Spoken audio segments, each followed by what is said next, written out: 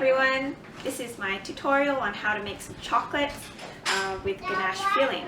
So I'm going to be playing around with white chocolate just to show you how I color it to make a shell, but you could just as easily use dark chocolate or milk chocolate to make a shell, and it doesn't have to be colored.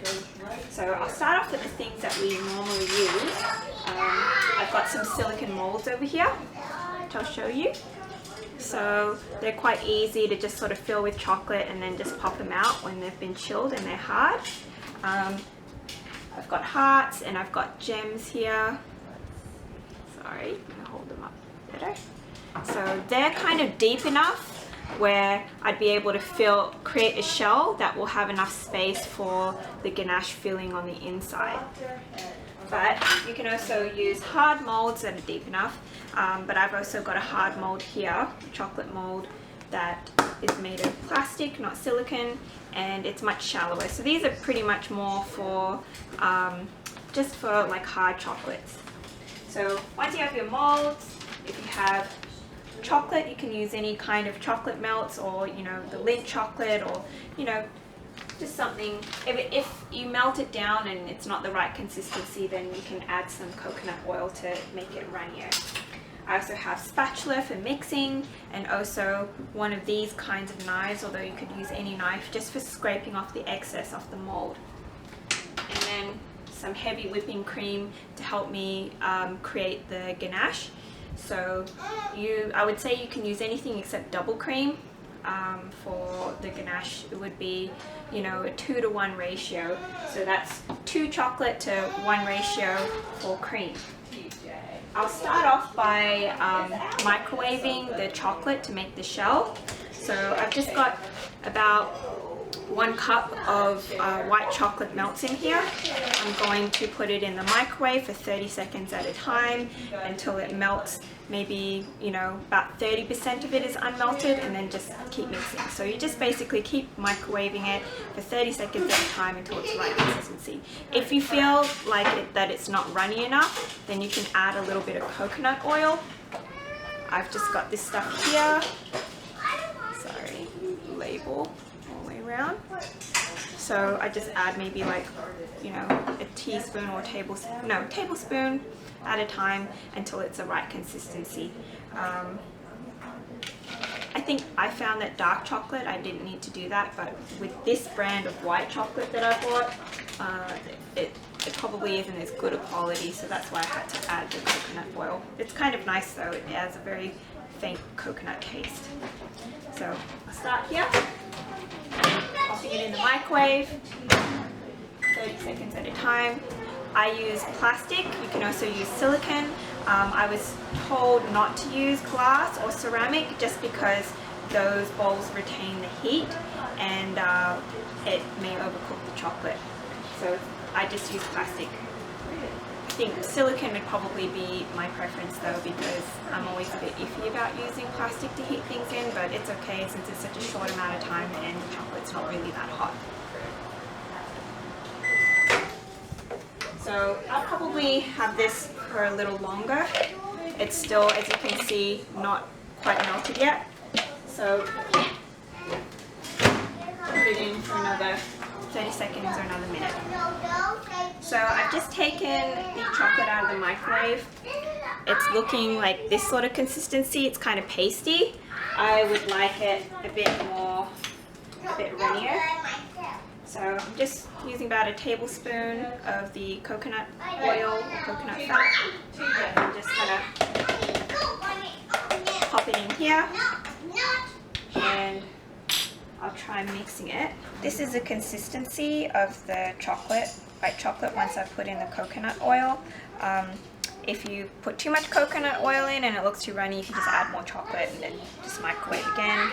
With a good quality chocolate, I find that you probably don't really need to add coconut oil, but since I'm working with this white chocolate for the sake of wanting to color it different colors, I thought I would add a bit more coconut oil.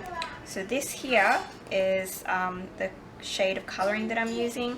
So this brand is an oil-based coloring by Color Mill. This is one that was recommended to me because I was told that using maybe an off-the-shelf food coloring or a gel coloring would disturb the consistency of the chocolate. But you know, I haven't tried it, so maybe if you decide to go that way, it won't really be that much of a difference, I'm not sure. But you can see that the more food coloring I add, the different darker shade of pink I can have. So basically just pop a few drops in there and you can mix it to whatever shade of pink you might like. So I think I'd like to make mine pretty pink.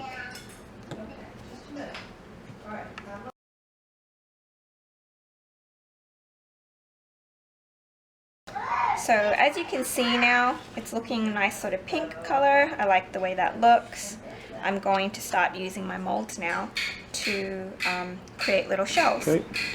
Alright, so this is just the plain dark chocolate by itself. You see how runny it is? It doesn't have any coconut oil in, and I've just melted that in the microwave. So this is just a note for what it would look like if I was just making dark chocolate shells instead. So I'm just going to start pouring this chocolate into the molds. So it's okay if it gets a little messy.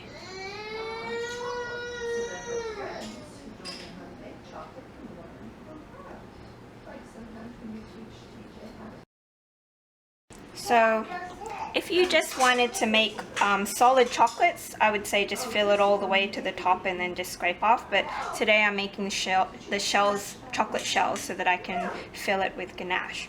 So I would just kind of tip it around. This is probably the messy part, where I just want to coat the full shell and then tip out excess. So just making sure that the molds are kind of coated with the chocolate completely.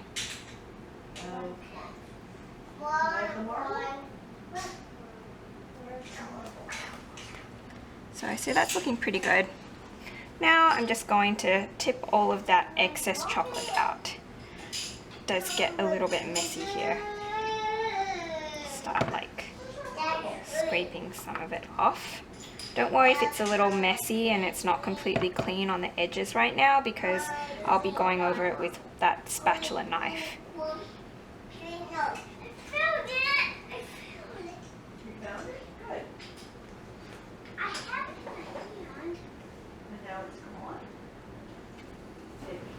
So as you can see, I've coated these already with the chocolate, and just plenty of space there for the ganache. I'll just clean it off with this spatula knife. It does it really easily. And I just pop it in the fridge for 10 minutes. And that should be enough for these shells to harden so that I can put the ganache. So now I'm at the part where I'd like to make the ganache filling. It's very simple and not too hard. So essentially it's 2 parts chocolate to 1 part cream. And I'm using about a cup of dark chocolate, or dark chocolate melts, and I'll put in half a cup of cream here.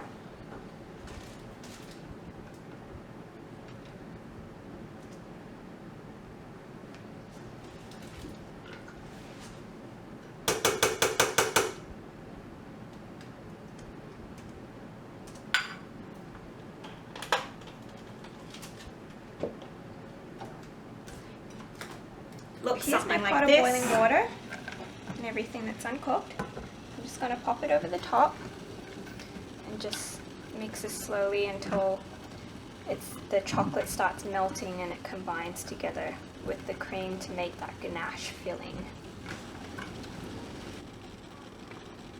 So right now here it is, the chocolate's pretty much completely melted, and as you can see it's mixed really nicely into the cream. So it's that really sort of nice smooth consistency.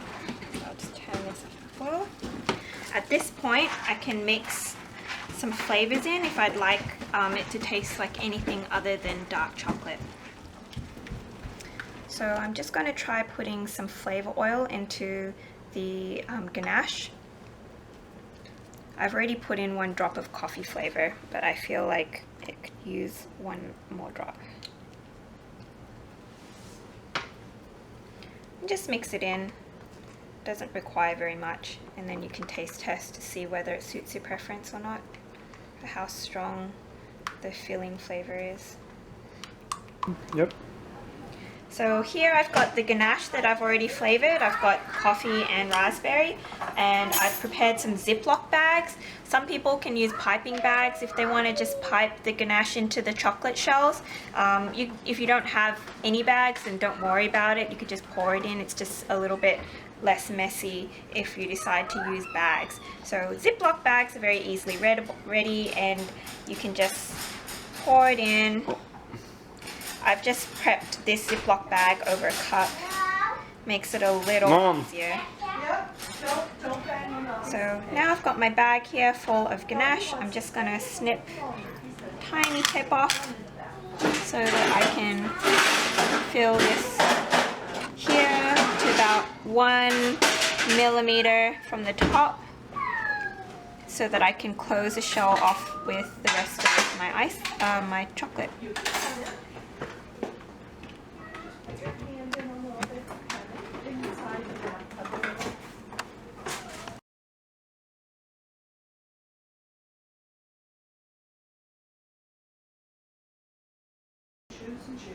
That's how chinchillas keep their teeth from getting too long.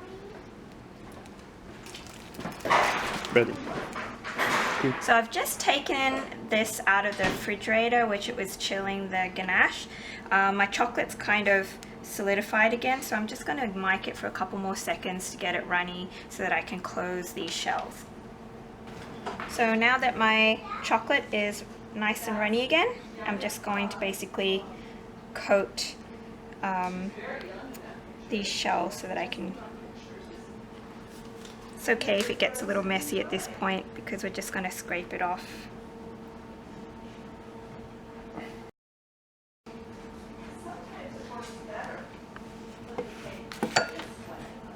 Okay, I'm just going to make sure that I cover all the gaps.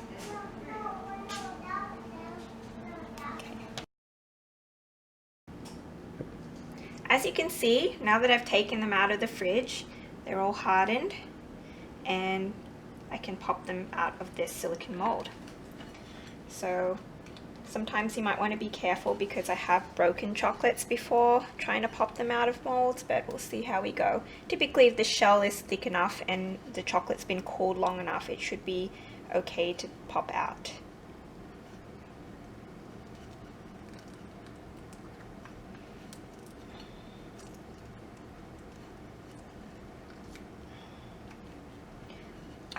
Ta-da! There's our first chocolate.